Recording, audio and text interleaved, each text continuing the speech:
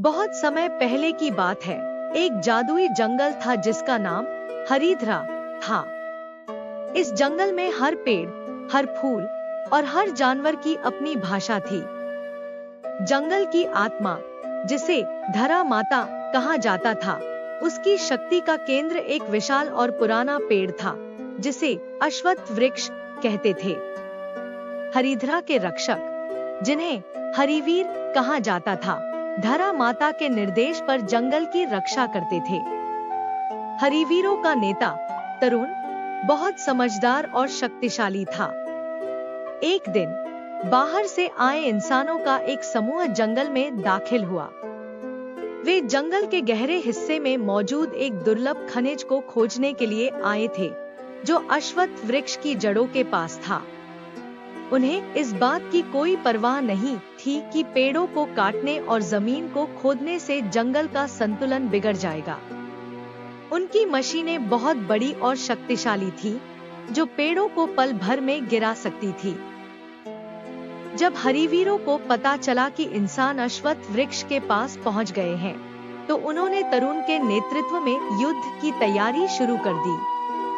तरुण ने जानवरों और पेड़ों से बात की और सभी ने मिलकर इंसानों को रोकने का फैसला किया। तरुण ने अपनी जादुई शक्तियों का उपयोग करके जंगल को जीवित कर दिया।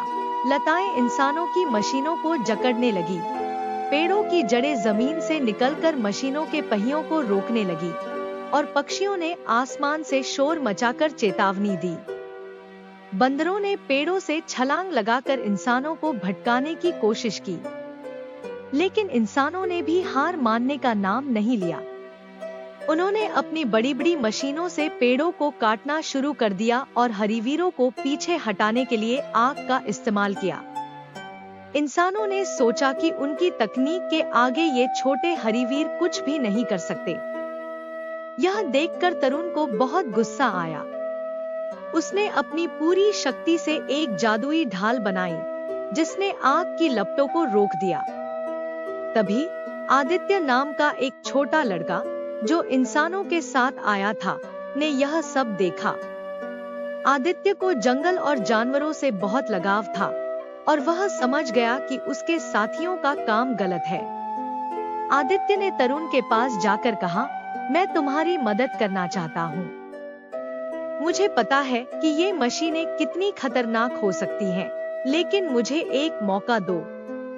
तरुण ने आदित्य की आंखों में सच्चाई देखी और उसे धरा माता के पास ले जाया। धरा माता ने अपनी जादुई शक्तियों से आदित्य को एक खास हरिवीर की शक्तियां दी, ताकि वह जंगल की रक्षा कर सके। अब आदित्य भी जादुई लताओं को नियंत्रित कर सकता था और जानवरों के साथ संवाद कर सकता था। आदित्य ने इंसानों के समूह के सामने खड़े होकर कहा, रुक जाओ। यह जंगल सिर्फ पेड़ों और खनिजों से ज्यादा कीमती है। यहाँ जीवित प्राणी रहते हैं और इनका जीवन इसी पर निर्भर है। अगर तुम अश्वत्थ वृक्ष को काट दोगे, तो पूरा जंगल मर जाएगा। कुछ इंसानों ने आदित्य की बात सुनी, लेकिन कुछ ने उसे नजरअंदाज कर दिया और आगे बढ़ने लगे। तभी तरुण और हरिवीरों ने आखिरी प्रयास के रूप में अपनी सारी शक्तियां इकट्ठी की। जंगल की आत्मा धरा माता ने भी अपनी शक्ति को एकत्र किया और एक विशाल जादुई तूफान पैदा हो गया। लताएं और पेड़ हवा में उठने लगे और अश्वत्थ वृक्ष की जड़ें हिलने लगी।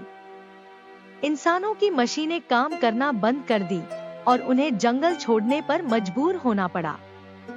आखिरकार आदित्य और हरिवीरों की बहादुरी से इंसान समझ गए कि इस जंगल का महत्व बहुत गहरा है। उन्होंने वादा किया कि वे हरिद्रा को कोई नुकसान नहीं पहुंचाएंगे और धरा माता से माफी मांगी। इस तरह हरिद्रा फिर से सुरक्षित हो गया और जंगल में शांति लौट आई।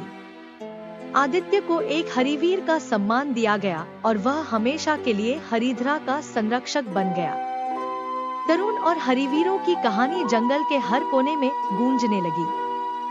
साहस और एकता से किसी भी समस्या का सामना किया जा सकता है। हमें प्रकृति का सम्मान करना चाहिए और उसके साथ सामंजस्य में रहना चाहिए, क्योंकि यह जीवन का असली आधार है। अगर आपको हमारी ये कहानी सुनकर अच्छा लगा तो लाइक करें और इसी तरह की और कहानियाँ सुनने के लिए हमारे चैनल को अभी सब्सक्राइब करें। थैंक यू और अपना ख्याल रखें।